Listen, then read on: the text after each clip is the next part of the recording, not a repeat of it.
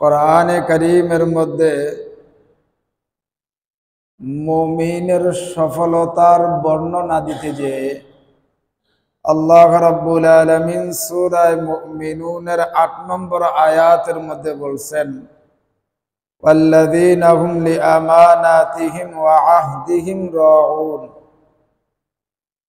তোমরা তোমাদের নিজেদের আমানত সমূহ অর্থাৎ অঙ্গীকারের ব্যাপারে যত্নবান হও। আমরা যখন কেউ কাউকে কোনো বিষয়ের উপরে ওয়াদা দেই, কারোর সাথে যখন কেউ ওয়াদাবদ্ধ হয়, এই ওয়াদাবদ্ধ জবানের দ্বারা হয়, জবানের কথার দ্বারা, অথবা কোনো মালি অঙ্গীকার হয়, মালের উপরে, সম্পদের উপরে অঙ্গীকার হয়।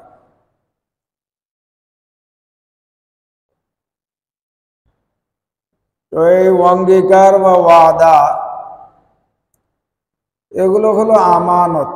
এই আমানতকে হেফাজত করা, যারা আমানতকে হেফাজত করবে, আল্লাহ তাআলা কোরআনে কারীমের সূরা মুমিনুনের মধ্যে বলছেন তারা সফল হয়ে যাবে। সুবহানাল্লাহ, তারা সফল হবে, চূড়ান্ত সফল হবে। আল্লাহ রাব্বুল আলামিন এই ব্যাপারে কোরআনে কারীমের মধ্যে আরো অন্যান্য আয়াতের মধ্যে বলেছেন, যেমন সূরা মাঈদার ১ নম্বর আয়াতে আল্লাহ রাব্বুল আলামিন বলেছেন,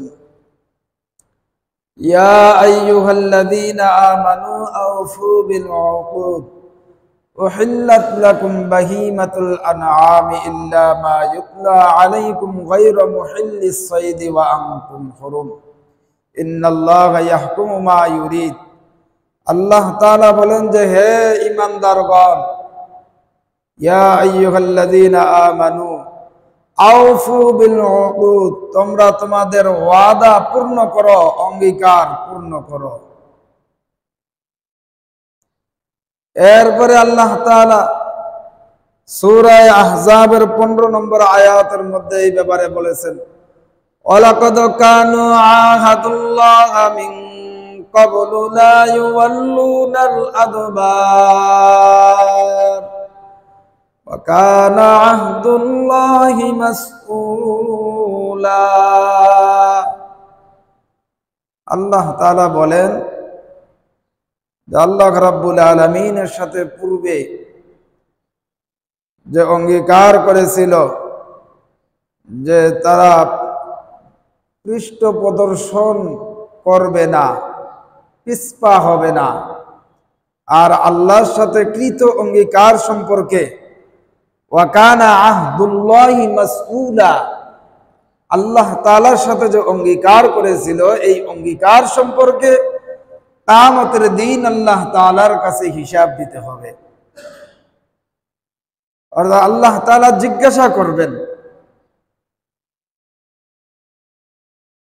এরপরে এই ব্যাপারে আল্লাহ তাআলা সূরা নাহলের ৯১ নম্বর আয়াতের মধ্যে বলছেন, ওয়াফু বিআহদিল্লাহি ইযা আহাদতুম ওয়া লা তাকুযুল আইমান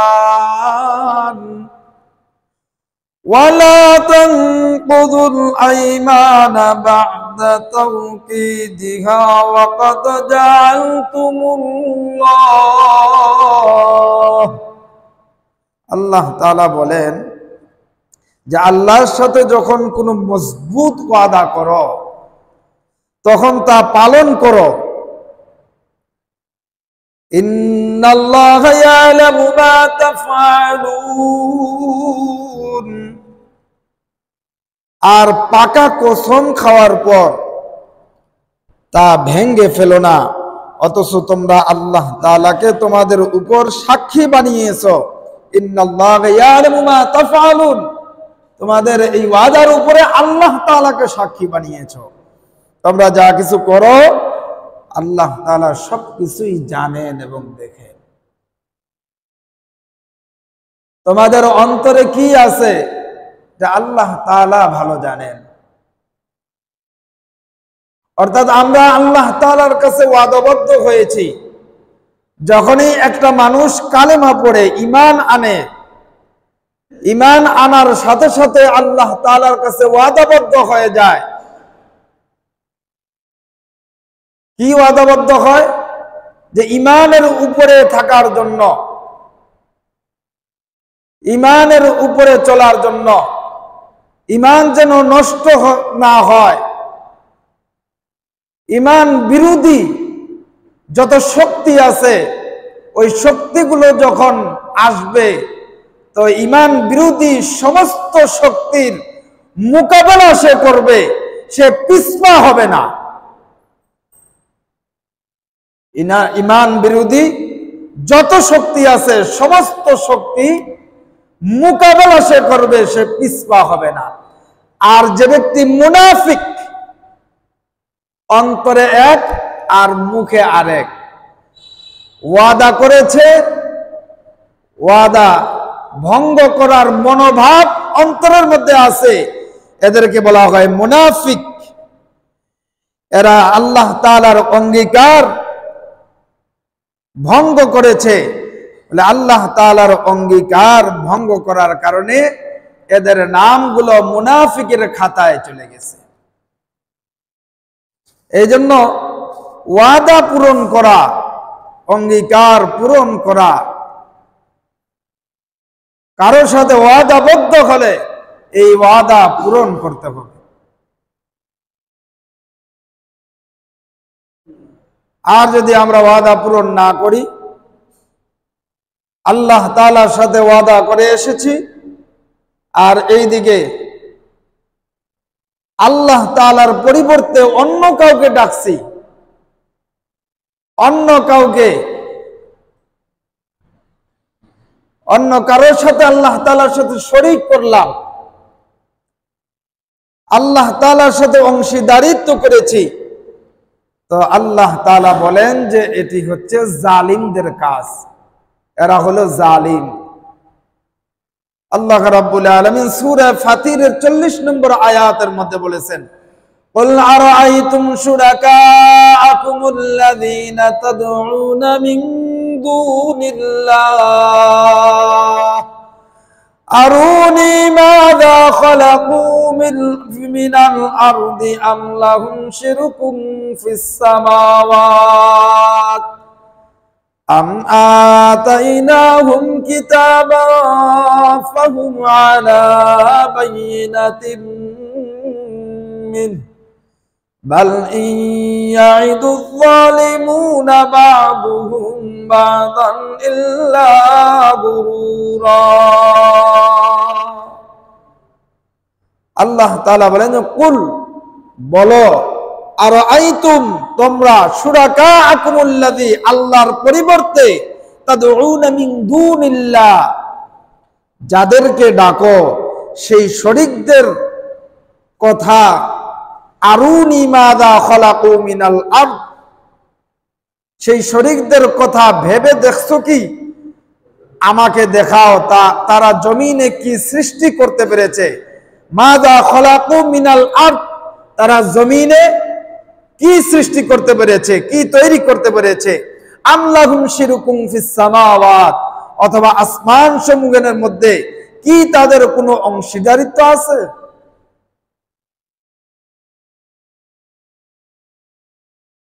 আম আতাইনাহুম কিতাবান ফাহুম আলা বায়িনাতিন মিন অথবা আমি কি তাদের কোনো কিতাব দিয়েছি যার কোনো সুস্পষ্ট প্রমাণের উপরে তারা আছে। বাল ইন ইয়াইদুয যালিমুনা বা'দুহুম বা'দান ইল্লা গুরুরা বরং জালিমরা একে অপরকে কেবল প্রতারণামূলকই ওয়াদা দিয়ে থাকে। যারা জালিম তারা একজন আরেকজনকে প্রতারণামূলক ওয়াদা দিয়ে থাকে, অর্থাৎ জবানে ওয়াদা দেয় কিন্তু অন্তরে মনোভাবটা হইল প্রতারণামূলক, প্রতারণা করবে, ধোঁকা দিবে। এটা জালিমদের অন্তরের খবর। এই ব্যাপারে আল্লাহ রাব্বুল আলামিন সূরা বনী ইসরাঈলের 34 নম্বর আয়াতের মধ্যে বলেন, ওয়ালা তাকরাবু মালাল ইয়াতীমি ইল্লা বিল্লাতি হিয়া আহসানু হাত্তা ইয়াবলুগা আশুদ্দা ওয়া আউফু বিল আহদ ইন্নাল আহদা কানা মাসউলা। আল্লাহ তাআলা বলেন যে তোমরা এতিমের সম্পদের কাছে যেও না সুন্দরতম পন্থা ছাড়া, যতক্ষণ না সে বয়সে পরিপূর্ণ উপনীত হয়। আর অঙ্গীকার যদি তোমরা কারোর সাথে করো তো তোমাদের এই অঙ্গীকার তোমরা পূর্ণ করো। ওয়াফু বিল আহদ ইন্নাল আহদা কানা মাসউলা, নিশ্চয়ই অঙ্গীকার সম্পর্কে আল্লাহ রাব্বুল আলামিন তোমাদেরকে জিজ্ঞাসা করবেন। অঙ্গীকার সম্পর্কে কে জিজ্ঞাসা করবেন? আমরা যে ওয়াদা দেই, এই ওয়াদা যদি পূরণ না করি, ওয়াদা যদি আমরা ঠিক না রাখি, ওয়াদা ভঙ্গ করি, তো এই ওয়াদা সম্পর্কে আল্লাহ তাআলা আমাদেরকে কিন্তু জিজ্ঞাসা করবেন। মুহতারাম হাজিরিন, আমাদের সমাজের মধ্যে সবচাইতে বেশি ওয়াদা করা হয়, সবচাইতে বেশি ওয়াদা করে রাজনৈতিক নেতারা। রাজনৈতিক নেতারা জনগণের কাছে সবচাইতে বেশি ওয়াদা করে। তারা কোথায় কোথায় ওয়াদা দেয়, কাজে কাজে তারা ওয়াদা দেয়, জীবনের প্রতিটা পরতে পরতে তারা জনগণকে ওয়াদা দেয়। আর সবচাইতে বেশি আমাদের দেশের মধ্যে ওয়াদা ভঙ্গ হয় রাজনৈতিক অঙ্গনে। সবচাইতে বেশি ওয়াদা ভঙ্গ করে রাজনৈতিক নেতারা। যে যত বেশি ওয়াদা ভঙ্গ করতে পারবে আমাদের সমাজের মধ্যে, তার সে তত বড় নেতা হতে পারে। এরকম একটা পরিবেশ আমাদের সমাজের মধ্যে কিন্তু তৈরি হয়ে গেছে। আমাদের সমাজের নেতাগুলোর মন মানসিকতা এরকম, মুখে বলে একরকম, অন্তরে হলো আরেক রকম। মুখে ওয়াদা করে অন্তরে প্রতারণা করা, ধোঁকা দেওয়ার মতো নিয়ত করে তারপরে ওয়াদা করে। জবানে বলে এক, অন্তরে হইল আরেক।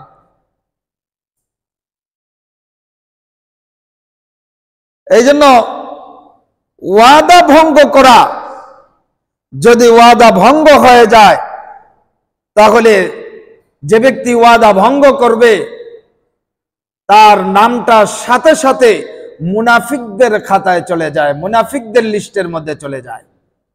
হাদিস শরীফের মধ্যে রাসূল করিম সাল্লাল্লাহু আলাইহি ওয়াসাল্লাম বলেন, বুখারী শরীফের 115 নম্বর হাদিস, এই হাদিসের মধ্যে হযরত আবু হুরায়রা রাদিয়াল্লাহু তাআলা আনহু থেকে হাদিসটি বর্ণিত। আন আবি হুরায়রা আনিন নবী সাল্লাল্লাহু আলাইহি ওয়াসাল্লাম قال আয়াতুল মুনাফিকি সালাসুন ইযা হাদাসা কাযাব ওয়া ইযা ওয়াদা আখলাফা ওয়া ইযা তুমিনা খান। হযরত আবু হুরায়রা রাদিয়াল্লাহু তাআলা আনহু থেকে বর্ণিত, আল্লাহর নবী বলেন, মুনাফিকের চিহ্ন হলো তিনটা। মুনাফিকের চিহ্ন তিনটা। এক নম্বর, যখন সে কথা বলে তখন মিথ্যা কথা বলে। যখন সে কথা বলবে তখন সে মিথ্যা কথা বলবে। দুই নাম্বার, ওয়াইদা ওয়াদা আখলাফা, যখন সে ওয়াদা করে তা ভঙ্গ করে। তিন নম্বর, ওয়াইজা তুমিনা খান, আর যখন তার কাছে আমানত রাখা হয় তখন সে বিশ্বাসঘাতকতা করে, আমানতের খেয়ানত করে। এই তিনটা গুণ মুনাফিকের গুণ, মুনাফিকের চিহ্ন বলে আল্লাহ রাসূল সাল্লাল্লাহু আলাইহি ওয়াসাল্লাম হাদিস শরীফের মধ্যে বলছেন। তাহলে এই তিনটা গুণ বর্তমান সমাজের মধ্যে রাজনৈতিক নেতাদের মধ্যে, কর্মীদের মধ্যে কি পরিমাণ আছে চিন্তা করেন। সবচাইতে বেশি রাজনৈতিক নেতারা মিথ্যা কথা বলে, সবচাইতে বেশি তারা ওয়াদা ভঙ্গ করে, সবচাইতে বেশি তারা আমানতের খেয়ানত করে। কথায় কথায় মিথ্যা কথা বলে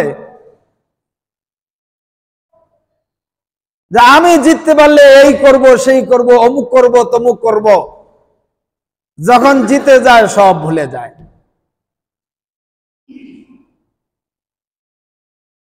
এই যে ওয়াদা করে, জবানে ওয়াদা করলো, আবার ওয়াদা ভঙ্গ করে ফেললো, আবার জনগণের আমানত তাদের কাছে থাকে, রাষ্ট্রীয় সম্পদ হচ্ছে তাদের হাতে আমানত, তারা এটা সংরক্ষণ করবে, এটা তারা সংরক্ষণ না করে এটা আবার ফিরে অঙ্গীকার, যে জনগণের সাথে যে অঙ্গীকার করেছে এই আমানত রক্ষা করার, এই আমানত তারা রক্ষা করে না, বরং বিশ্বাসঘাতকতা করে, এই আমানতের খেয়ানত তারা করে। এই তিনও গুণ সবচাইতে বেশি রাজনৈতিক অঙ্গনে যারা রাজনৈতিক নেতাদের মধ্যে এই তিন গুণ সবচাইতে বেশি পাওয়া যায়। এই জন্য যেই নেতার ভিতরে মুনাফিকের চিহ্ন পাওয়া যাবে তিনটা।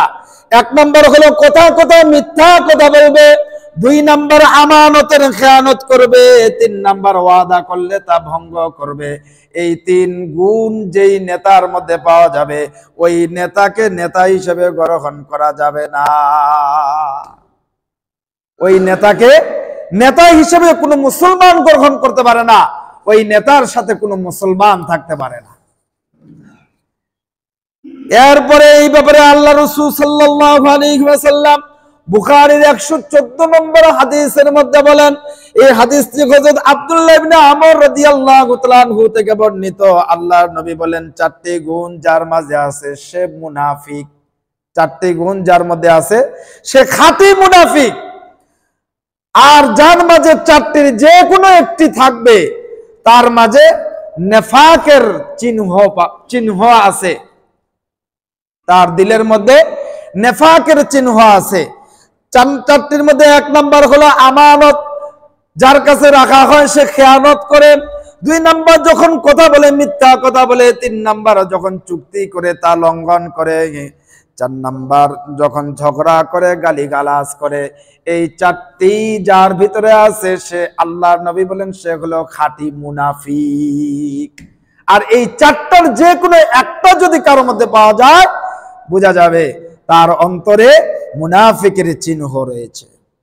এই ব্যাপারে আল্লাহ রাব্বুল আলামিন আল্লাহ রাসূল সাল্লাল্লাহু আলাইহি ওয়াসাল্লাম মুসলিম শরীফে 4388 নম্বর হাদিসের মধ্যে বলেন, এই হাদিসটি হযরত আবু সাঈদ খুদরি রাদিয়াল্লাহু তাআলা আনহু থেকে বর্ণিত।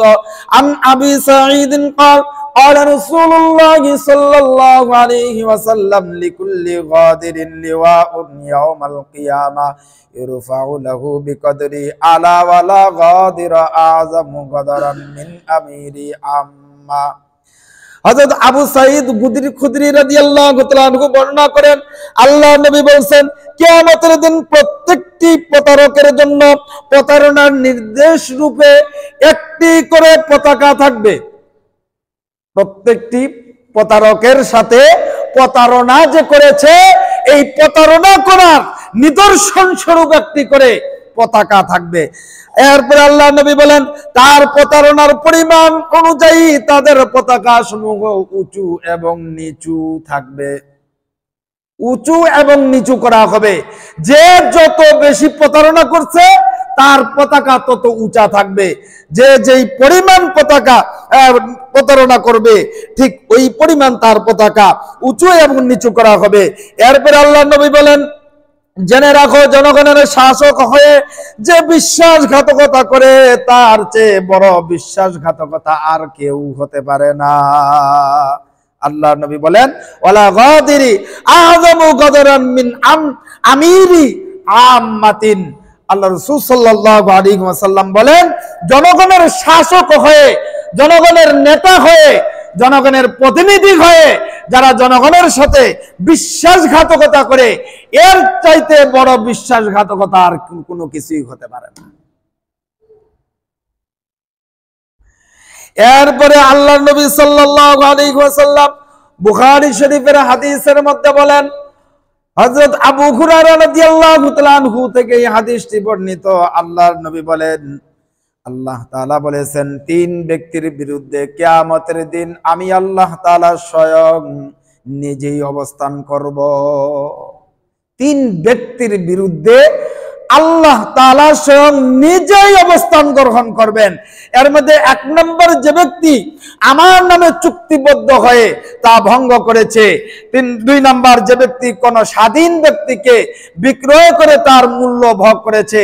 3 নাম্বার, যে ব্যক্তি কোন শ্রমিককে কাজে নিয়োগ দিয়ে এরপরে শ্রমিকের যখন কাজ শেষ হয়ে গেলে তার পূর্ণ কাজের বিনিময় তাকে আদায় করে দেয় না, এই 3 ব্যক্তির বিরুদ্ধে আল্লাহ তাআলা কিয়ামতের দিন আল্লাহ তাআলা নিজেই এই ব্যক্তির বিরুদ্ধে অবস্থান গ্রহণ করবেন। তাহলে এই 3টা গুণ, যেই 3টা গুণ যার মধ্যে থাকবে তার বিরুদ্ধে আল্লাহ তাআলা নিজেই অবস্থান করবেন। কত বড় শক্ত কথা বলা হয়েছে। যে ব্যক্তি আমার সাথে চুক্তিবদ্ধ হয়ে তা ভঙ্গ করেছে, অর্থাৎ আল্লাহ তাআলার সাথে যে আমরা চুক্তিবদ্ধ হয়েছি, কালেমা পড়ার সাথে সাথে যে আপনি আমি চুক্তিবদ্ধ হয়েছি যে যত তাগুতি শক্তি আছে, ঈমান বিরোধী যত শক্তি আছে, ইসলাম বিরোধী যত শক্তি আছে, সমস্ত শক্তির মোকাবেলা করব, পিছপা হব না, ঈমান ছেড়ে দিব না, জান দিয়ে দিব, কিন্তু ঈমান দিব না। এই যে চুক্তি যে করছি, এই চুক্তি যদি আপনি আমি ভঙ্গ করি, কিভাবে ভঙ্গ করি? যেই নেতা বিশ্বাসঘাতকতা করে, যেই নেতা মুনাফিক, যেই নেতা কথা মিথ্যা কথা বলে, যেই সমস্ত নেতারা, যেই সমস্ত দলের লিডাররা কথায় মিথ্যা কথা বলে, আমানতের খেয়ানত করে আর এরকম ওয়াদা ভঙ্গ করে, এ সমস্ত নেতাদের সাথে থাকলে তো আপনি আল্লাহর সাথে যে চুক্তি করলেন, এই চুক্তি ভঙ্গ হয়ে গেল, এই চুক্তি তো ভঙ্গ হয়ে গেল।